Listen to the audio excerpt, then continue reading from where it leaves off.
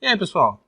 Nesse vídeo nós vamos encerrar o nosso estudo sobre as vigas isostáticas, avaliando o comportamento de vigas inclinadas.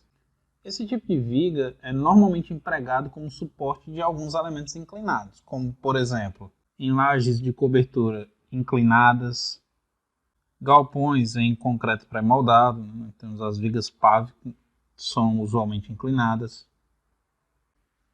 em escadas, e essa eu diria que é uma das principais aplicações das vigas inclinadas. Dependendo do tipo de escada, a gente pode fazer uso dessas vigas inclinadas. Aqui, por exemplo, nós temos a escada espinho de peixe, ou escada com viga central, que tem essa viga como suporte para os degraus. Nesse outro caso aqui, nós temos as escadas com degraus em balanço, em que os degraus ficam engastados em uma viga inclinada na parede, que após o acabamento fica embutido, então dá a aparência que o degrau está flutuando.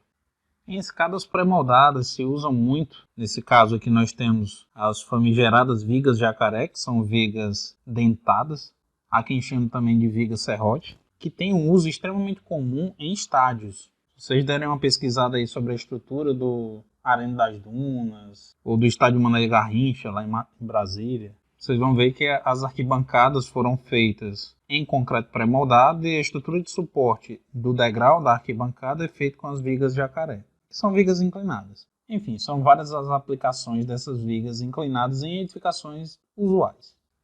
Bem, em termos de comportamento estrutural, a principal diferença das vigas inclinadas em relação às vigas convencionais, que são dispostas na horizontal, é o fato de que, além de estar sujeita às forças cortantes e a momentos fletores, as vigas inclinadas também são sujeitas a forças axiais.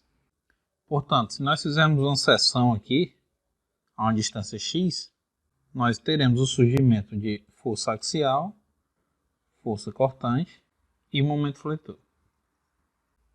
Então, aqui o processo de análise desse tipo de viga é igual ao que a gente já tem trabalhado. A gente pode usar o método das seções a uma distância x e encontrar as equações que descrevem a variação desse comportamento. A gente pode trabalhar com aquela assimilação a vigas biapoiadas. Enfim, todos os processos que nós aplicamos para as vigas convencionais a gente pode aplicar aqui para as vigas inclinadas. A única particularidade é que agora torna-se necessário a gente analisar nas vigas as cargas axiais, o que não era comum nas aplicações anteriores, porque vigas dispostas na horizontal são usualmente solicitadas apenas verticalmente. Então aqui só cabe o registro, que a força cortante ela não é uma força na vertical, ela sempre é uma força transversal ao eixo longitudinal da barra. E a força normal é uma resultante na direção do eixo. O único ponto aqui que a gente tem que ter cuidado é que, como essa viga está inclinada, a gente vai ter que trabalhar muitas vezes com a decomposição desses vetores para poder aplicar as condições de equilíbrio. Portanto, excetuando o fato de que a gente vai ter que ficar decompondo o vetor para poder aplicar as condições de equilíbrio, a análise como um todo recai em mais do mesmo. Bem, quando nós vamos aplicar as condições de equilíbrio, nós definimos quem são os nossos eixos x e y no plano. Usualmente a gente trabalha com um sistema de coordenadas absoluto em que o x está sempre na horizontal e o y está sempre na vertical, independentemente do sentido dos elementos que estão contidos no plano. E aí sim, quando a gente vai aplicar as condições de equilíbrio, a gente faz soma das forças horizontais igual a zero, soma das forças verticais igual a zero. Quando a gente está trabalhando com elementos inclinados, é conveniente, é uma estratégia extremamente pertinente, que nós adotemos sistemas de coordenadas diferentes a depender do eixo do elemento. Ou seja, ao invés de tratar essa viga inclinada, a gente encontra as ações externas em um sistema de coordenadas locais, ou seja, com o x coincidente com o eixo do elemento e o y transversal ao eixo do elemento, ou seja, a 90 graus do eixo longitudinal da peça.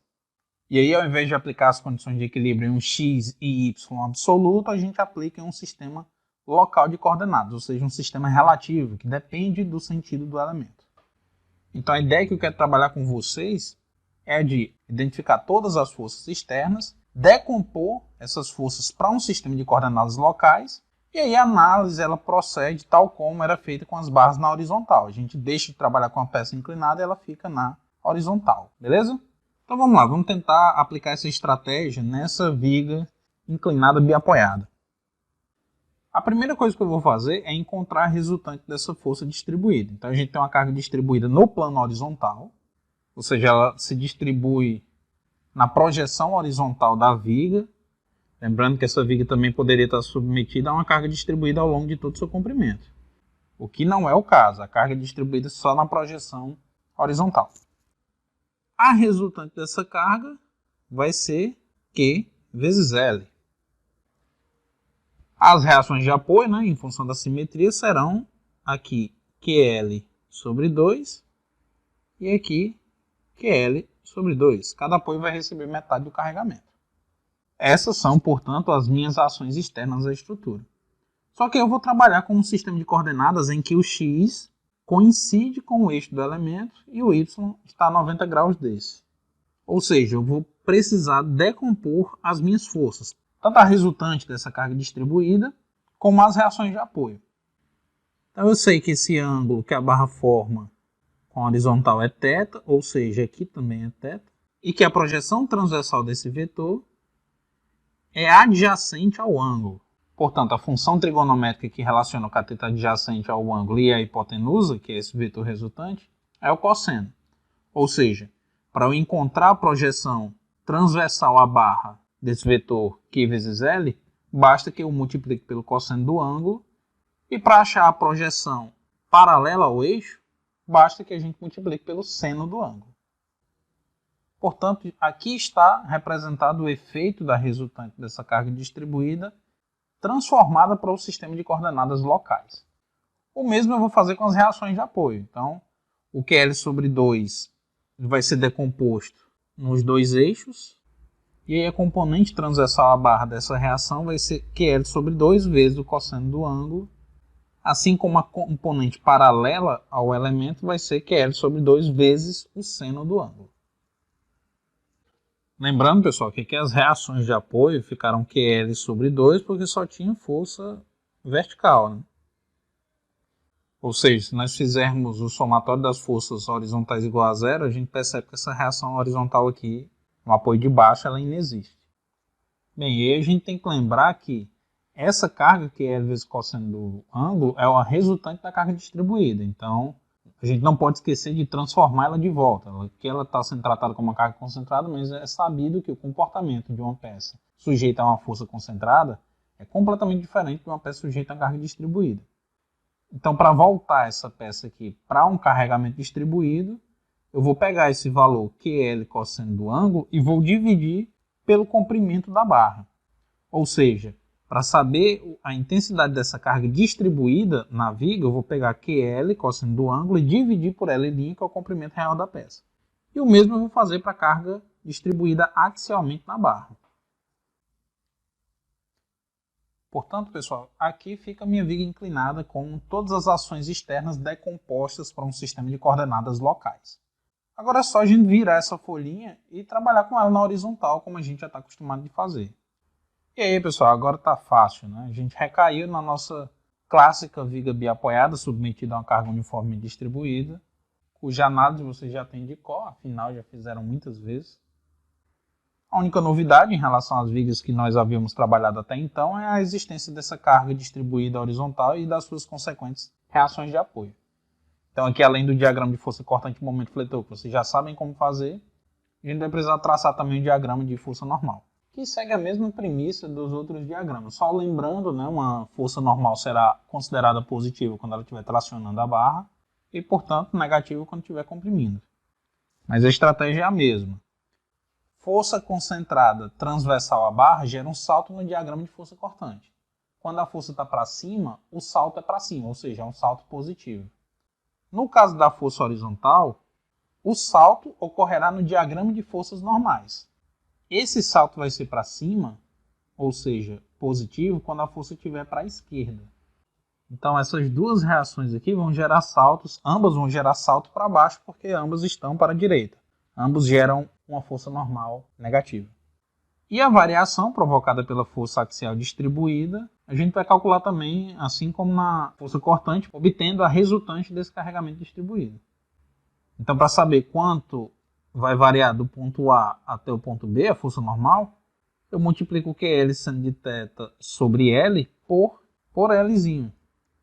Aí essa resultante vai ser o quanto a minha carga axial vai variar. Seguindo a mesma lógica da força concentrada, como a carga distribuída aponta para a esquerda, essa variação será positiva. Mas vamos traçar os gráficos, né? Os nossos diagramas de força cortante e momento fletor não tem nem graça, né? Eu vou começar pelo de força cortante.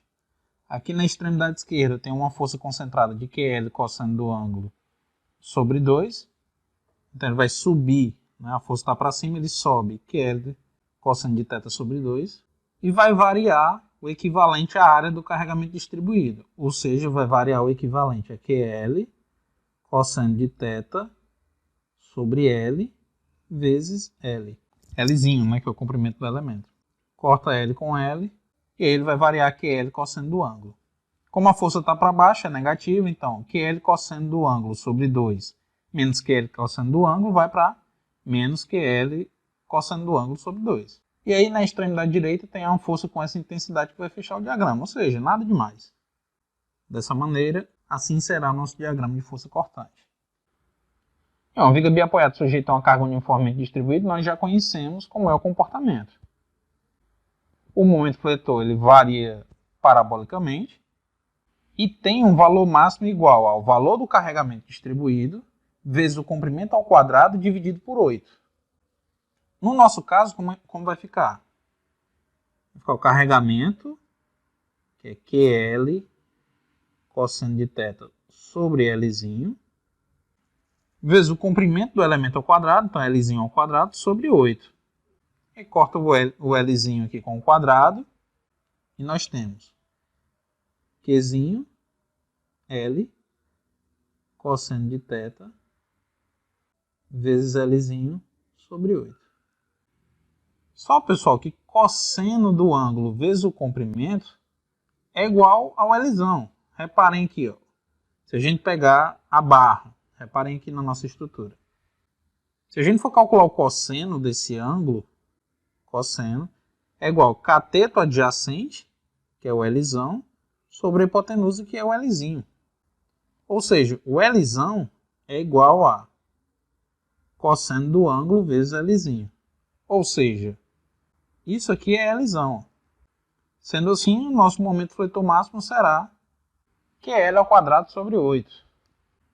Então, observem, no caso do momento fletor, eu nem precisaria ter decomposto esse carregamento.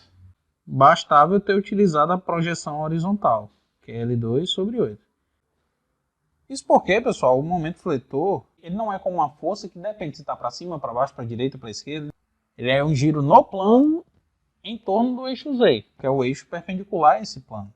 Então, por essa razão, o momento fletor se torna indiferente. A carga estando segundo a projeção horizontal, o momento é como de uma viga biapoiada com um comprimento igual à projeção horizontal, independentemente da inclinação da barra. E agora nós vamos para o diagrama de força normal. Então, na extremidade esquerda da barra, a força normal está para a direita, o que gera um salto negativo no diagrama de força normal. Ou seja, ela induz na barra uma compressão. Lembrando, pessoal, para que a força normal seja positiva, na extremidade esquerda ela teria que estar sendo aplicada para a esquerda, né? Que ela está sendo aplicada para a direita. É só memorizar. Esteve para a direita, o salto é negativo. Afinal, ela não está tracionando, ela está comprimindo a barra.